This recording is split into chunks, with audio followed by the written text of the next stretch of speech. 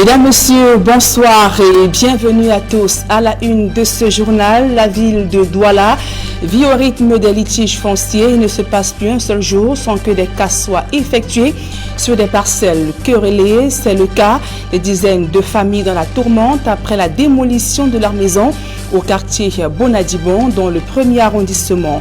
La corruption et la malgouvernance constituent les principaux freins au développement de l'économie sur le continent africain.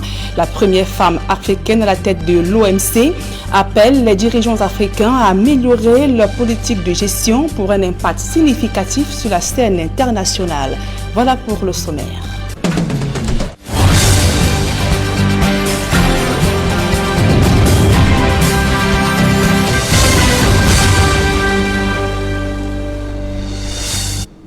Mesdames, Messieurs, une fois encore, bonsoir et merci d'honorer ce rendez-vous de l'information sur Equinox Télévision. À Douala, des centaines de familles s'apprêtent à passer leur première nuit à la Belle Étoile. La maison d'habitation a été détruite ce jour au lieu dit rue des Pavés à Bonadibon, dans le 1er arrondissement. À l'origine des casses, un litige foncier qui les oppose à un particulier. Désemparés, les victimes appellent à l'aide du chef de l'État, Paul Biya. Le reportage de Claude Eukwa et Vivien Tonfac. Autour de 6 heures, ce vendredi 19 février, plusieurs centaines d'habitants de Bonadibon, au lieu dit rue des Pavés, ont été brusquement sortis de leur sommeil par un catépillard, encadré par des gros bras et des forces de l'ordre, sans leur laisser le temps de sauver quoi que ce soit. L'engin a tout démoli. On ne nous donne pas de note de notification pour qu'on puisse s'apprêter pour partir. On n'a pas eu le temps de nous laisser partir. On nous a surpris le matin. Sur le site, après le départ de l'engin destructeur, certains tentent de récupérer quelques objets épargnés, mais surtout de retrouver des documents importants disparus. Ce déguerpissement forcé fait suite à un litige foncier, les opposants en particulier, mais encore pendant devant les juridictions. Nous avons eu un litige où un monsieur qui n'est même pas un originaire d'ici, qui est venu rester, il voulait s'approprier de ce parcelle de terrain sans raison.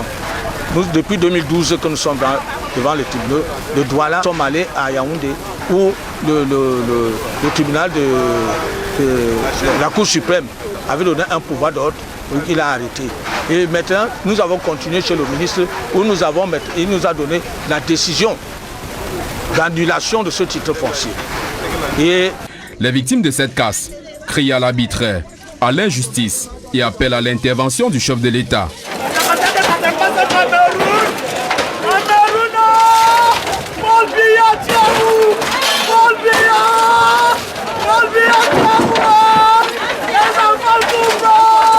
Je demande au président de la République de faire quelque chose avec la pandémie. Qu'est-ce que nous allons devenir? Tous mes documents sont épandus au sol. Qu'est-ce que je deviens? En attendant une éventuelle réaction, les personnes déguerpies vont sans doute passer leur première nuit à la Belle Étoile. Et vous l'avez suivi, les litiges fonciers font rage dans la capitale économique Douala. Au quartier Oyar, dans le 3e arrondissement, les populations s'opposent fermement à la construction d'une bâtisse sur un terrain querellé. Le présumé propriétaire de la parcelle, non-enseignant, affirme avoir des documents qui attestent que le terrain lui appartient depuis près d'une dizaine d'années. Au cœur d'un conflit qui divise les populations, suivons ce reportage de Théophile Tchunke et de Kediara. Une affaire qui s'apparente à un litige foncier. Sauf que cette fois, c'est tout un quartier qui s'oppose à la construction d'une maison sur un espace qui est utilisé depuis plus d'une 50aine d'années comme une servitude. L'affaire se déroule au lieu-dit Pont Blanchisseur, non loin du quartier Oyak, dans le 3e arrondissement de Douala, et suscite le courroux des riverains. Ce qui est à l'origine de la colère du quartier, c'est qu'un monsieur s'est présenté, sorti de nulle part, puisque personne ici ne le connaît, pour nous faire savoir qu'il a acheté cette sortie pour pouvoir construire une maison. Nous avons dit, nous n'avons jamais vu ça. Malgré les vives réactions des riverains, le propriétaire présumé du terrain a entrepris il y a peu les travaux de construction d'une bâtisse. C'est lui qui a déposé les parpaings. Il y avait du ciment et même les fers. Il les a transportés. Donc, pour l'instant, tout ce que le quartier veut, c'est le quartier. Le monsieur dit avoir acheté son terrain à la Maïture. Compte tenu du fait que ça s'est assorti d'un quartier, il faudrait que la Maïture lui trouve un terrain ailleurs.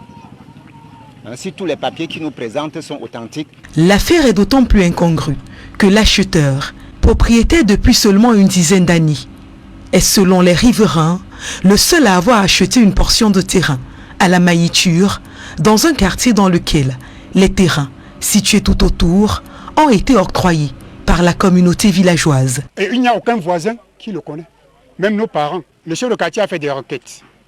Il a collé, c'était collé ici. L'autre sur les communiqués, sur la plaque et sur les murs là-bas. Que c'est strictement interdit de construire sur ces servitudes. Que c'est une entrée et la sortie du quartier. Dans la foule en colère, les anciens du quartier, qui ne comprennent pas comment, une servitude utilisée depuis sa création, bien avant les années 70, soit aujourd'hui un espace à commercialiser. Depuis 1977, ces servitudes existaient. Nos enfants qui partent à l'école dans des collèges passent toujours par ici. Et ces servitudes qui passent jusqu'à Ndorbassi Bilongue, ça sait presque tout le monde. Et même nos autorités qui viennent ici, là, ils passent toujours par ces servitudes avec la voiture pour arriver là-bas. Même si monsieur vient, il passe toujours par ici avec sa moto pour arriver là-bas. Si les bandits qu'on nous en a tous les jours, si on bat ici, j'écris, personne ne peut sortir. Quelqu'un tombe malade, il n'y aura plus moyen de le faire sortir. Même s'il n'y a pas aucun danger, il n'y a plus moyen de sortir. Si le conflit est rendu public seulement aujourd'hui, il faut dire que c'est depuis 2013 que l'acheteur s'est présenté pour la première fois. Il a subi, à l'époque, une contestation violente des riverains qui se sont constitués en comité de défense pour leur cause. Aujourd'hui, 8 années plus tard, c'est le même comité avec à sa tête une association qui a porté l'affaire devant les autorités administratives, lesquelles ont convoqué une rencontre entre les différents partis. Au terme de celle-ci, le sous-préfet avait suspendu les travaux sur le site, mais quelques jours plus tard, coup de théâtre. 2 à 3 jours après, un huissier est entré au quartier et s'est mis à distribuer des assignations en déguerpissement aux personnes prétextant. Et l'assignation révèle que monsieur le sous-préfet, après nous, a dressé un procès verbal consigné. Nous l'avons retrouvé dans l'acte d'huissier. Et face à ce procès verbal, nous avons compris que nous nous sommes fait berner. Pendant que nous attendons à être interpellés, monsieur le sous-préfet a rendu une décision. Nous qui avons saisi la sous-préfecture, nous ne sommes pas informés. Nous n'avons pas copie de ce procès verbal. Nous n'avons aucune information. Et à partir de là, nous avons compris qu'il y avait lieu de demander, solliciter des interventions auprès de bien d'autres autorités. C'est ainsi qu'une correspondance a été adressée au Premier ministre, chef du gouvernement, aux fins d'intervention. Victor Aïssi Mvogo, le sous-préfet de Douala 3e, que nous avons eu au cours de la production de ce reportage, nous explique que ces derniers rebondissements ne sont pas connus de ces services qui attendent toujours la descente des géomètres du cadastre sur le site querellé afin de déterminer si oui ou non il s'agit d'une servitude. Pour ce qui est de Sieur, Sonia Boniface, le principal mis en cause dans cette affaire, après un accord de principe donné à l'équipe de production de cette enquête pour une interview, il s'est subitement retracté. Toute autre tentative engagée en vue de le rencontrer sont restées vaines. Mais les habitants du lieu-dit Pont Blanchisseur n'entendent pas lâcher l'affaire. Autre fait d'actualité au cœur de ce journal, les campus scolaires deviennent de plus en plus des sanctuaires de la violence et délinquance. Au lycée technique de Mbanga, dans le département du Mungo, un groupe d'individus se faisant passer pour des élèves ont été interpellés avec en leur possession une bible, des préservatifs et autres objets dangereux. Le récit d'Éric Ouattat, Julienne Berthe-Bissaï.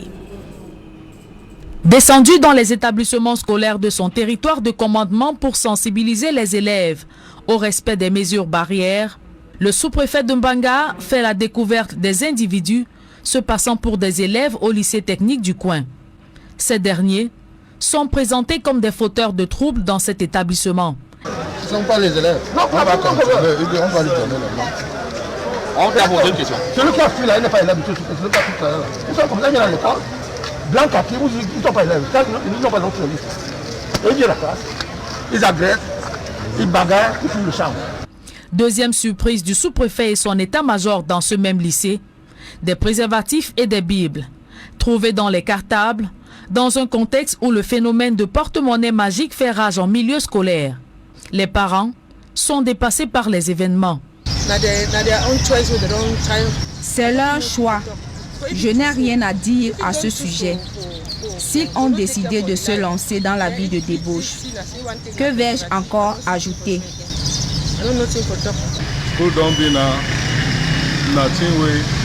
J'ai l'impression que les élèves aujourd'hui qui vont à l'école, ils vont pour avoir des diplômes.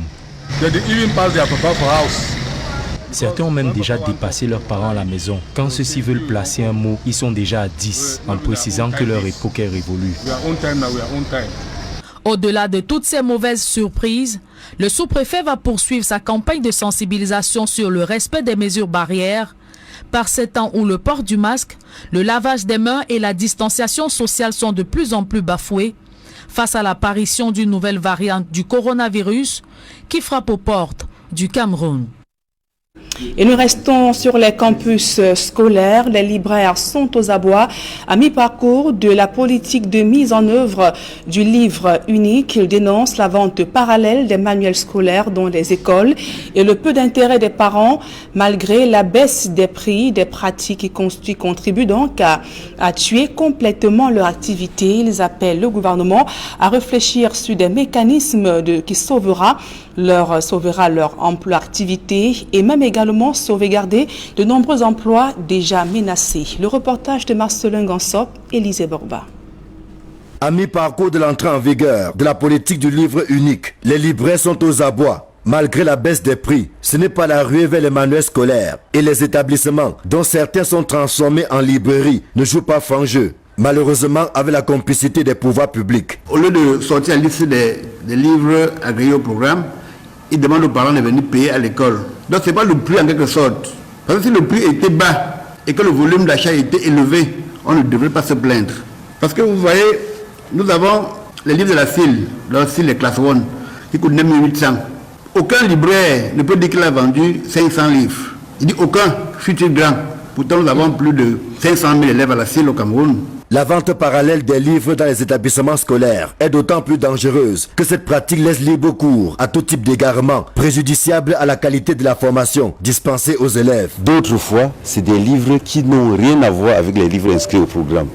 Donc c'est des livres qui ne respectent même pas les curricula qui sont décidés par les administrations, des livres qui ne respectent pas les programmes que les enfants doivent utiliser. Vous trouvez un cahier d'activité qui n'a rien à voir avec le livre que la commission a validé. Si le syndicat des libraires juge salutaire l'instauration du livre unique, il estime cependant que le gouvernement doit trouver un mécanisme qui, tout en réduisant les dépenses des ménages, ne tue pas l'activité des libraires. Il revient maintenant pour peut-être de faire comme par le passé, parce que je me rappelle, quand j'allais en 6e dans les années 80, il fallait présenter tous les livres avant de s'inscrire. Donc nous demandons au pouvoir public de voir sous quel angle inciter les parents à se ravitailler en livres scolaires surtout. Ça nous permettrait maintenant d'accroître nos chiffres d'affaires et de créer des emplois, puisqu'il est question de créer des emplois. Il est question que nous vivions aussi d'une manière décente. Mais ce n'est pas le cas aujourd'hui depuis l'avènement du livre unique. Un accent doit aussi être mis sur le choix des éditeurs, dont certains sont incapables de satisfaire la demande, occasionnant des pénuries qui s'étalent souvent sur plusieurs semaines après la rentrée scolaire, portant ainsi un sérieux coup à l'activité des libraires. Parce que quand on donne par exemple le livre à quelqu'un qui n'a pas une capacité de produire les livres, ne serait-ce pour Yaoundé, ça pose un problème. Par exemple, l'année qui vient de passer, il y a au moins 5 éditeurs qui étaient incapables. Le libraire que nous sommes, ça devient comme si c'est nous qui cachons les livres. Voici 3 ans que le Cameroun expérimente la politique du livre unique. L'existence de plusieurs goulots d'étranglement laisse penser que la mayonnaise ne prendra pas de sitôt. Les libraires, par exemple, estiment qu'ils sont encore sur la paille, tirant constamment le diable par la queue, 3 ans après le début de la réforme. Et rendons-nous à présent dans la péninsule de Bakassi. Cette presqu'île peine à sortir du sous-développement. Là-bas, les pêcheurs sont confrontés à d'énormes difficultés qui plombent l'essor de leurs activités. Bien plus, ils dénoncent une concurrence déloyale avec la forte présence des pêcheurs venus du Nigeria. Ils interpellent les pouvoirs publics à se pencher sur leurs conditions. Le reportage de Gladys Sidi. Bakassi, Frontière entre le Cameroun et le Nigeria, la péninsule connaît une avancée au ralenti en termes de développement. Les pêcheurs camerounais installés ici vivent dans un état de précarité. Les fruits de la pêche, qui autrefois leur permettaient de subvenir à leurs besoins, sont de plus en plus maigres. Pour cause, la péninsule est en grande partie occupée par des Nigérians, qui représentent 80% d'occupation de l'île, contre seulement 20% pour les Camerounais. Selon les pêcheurs camerounais, les eaux sont dominées par les étrangers. Toute chose qui a des répercussions considérables sur leurs activités et rendements. Les habitants de Bakassi disent avoir l'impression d'avoir été abandonnés par les autorités camerounaises. Pourtant, la plateforme Bakassi Peninsula Development Programme avait été mise sur pied en vue d'implémenter tous les projets et accélérer le développement. Face aux plaintes des populations, les autorités, par le biais du ministre de l'Élevage, des Pêches et des Industries animales, ont effectué une descente en vue de la première action de la plateforme baptisée BADEP. Des équipements ont ainsi été remis aux pêcheurs pour leur permettre de mener à bien leurs activités. Mais sur place, l'on veut voir une réelle volonté gouvernementale d'impulser le développement dans cette péninsule camerounaise, pourtant dotée d'immenses richesses naturelles.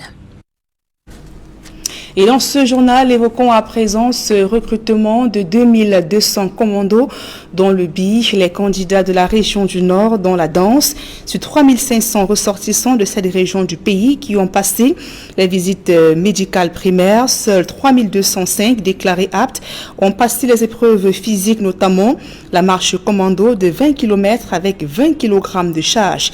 C'était en présence du gouverneur de la région du Nord qui a félicité le premier candidat arrivé en tête des épreuves.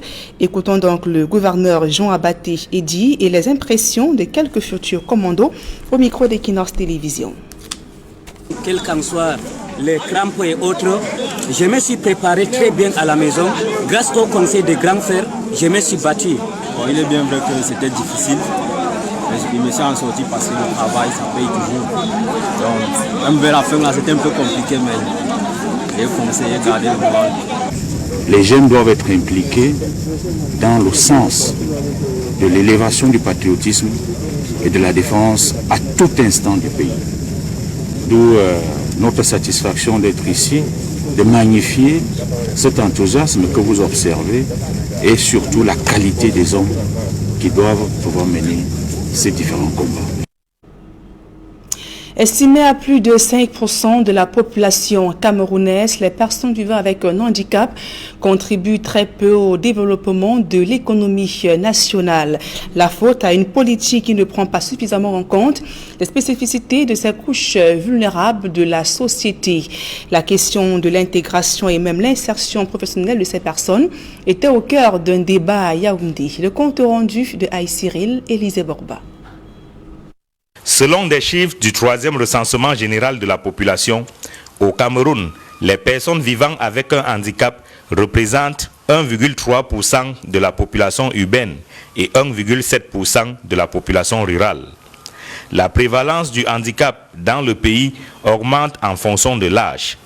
La population de moins de 15 ans a une prévalence de 1,0%, tandis que celle de 60 ans et plus a un taux de 5,7%.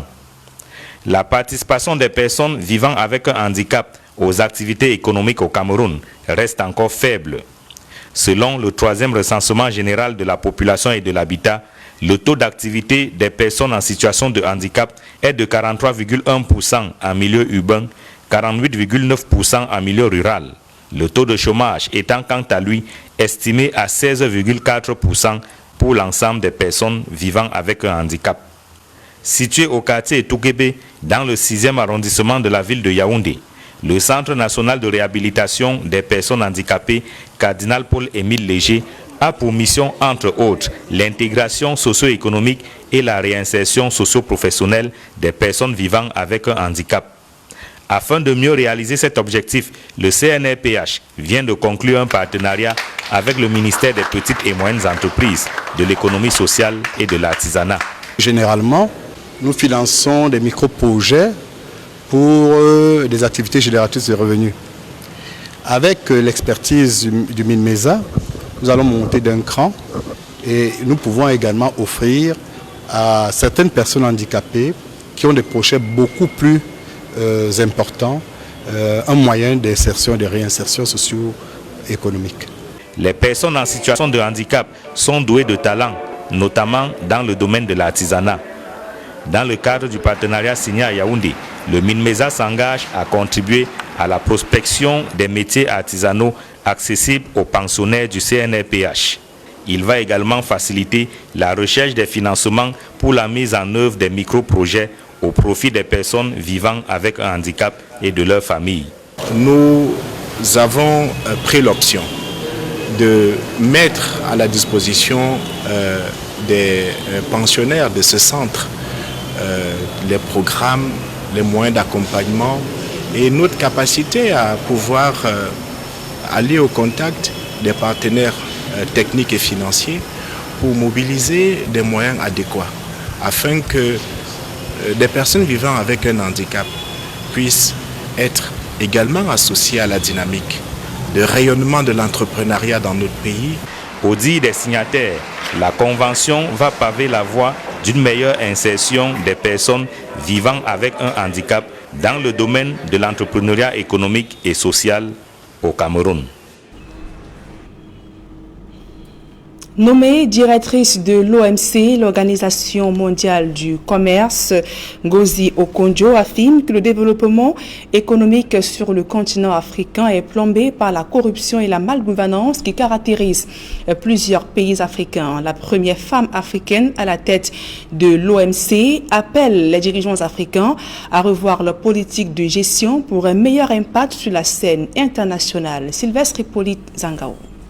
L'Afrique, elle connaît. Ses problèmes, elle les maîtrise. Avant même d'être nommé directeur général de l'Organisation mondiale du commerce, le docteur Ngozi Okonjo-Iweala avait déjà fait le diagnostic de ce qui plombe les économies africaines, particulièrement celles des pays au sud du Sahara. Premier repérage, la malgouvernance et la corruption. Il faut mener une lutte sans cesse, montrer à la jeunesse africaine que le continent peut se développer grâce au travail fait avec sérieux, encourager ces jeunes dans l'innovation et la création des projets. Le nouveau directeur général de l'Organisation mondiale du commerce croit cependant en un continent africain qui peut booster son développement économique. Et des solutions, Ngozi Okonjo-Iweala en a. Nous devons créer assez d'emplois en Afrique. Ceci passe notamment par une meilleure gestion des ressources. Le continent est riche en matières premières. Il devrait donc être bien assis économiquement. Il n'est pas concevable que le taux de chômage des jeunes sur le continent soit estimé à 50% et que le sous-emploi soit la norme. Les énergies sont dispersées dans des conflits. Et il y en a beaucoup sur le continent. Et très souvent, ce sont des conflits qui peuvent être évités. Le directeur général de l'OMC encourage la révolution dans le domaine des télécoms sur le continent. C'est une très bonne chose. L'Afrique fait un bond remarquable dans le domaine des télécommunications. Le paiement mobile est un atout considérable et les pays comme le Kenya sont des exemples.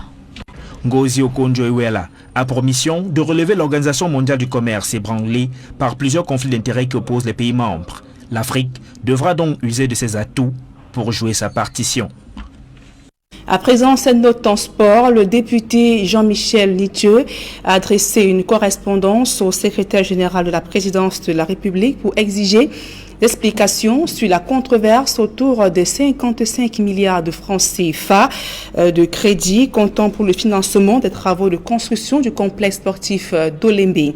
L'honorable Jean-Michel Nitieux veut savoir davantage sur les modalités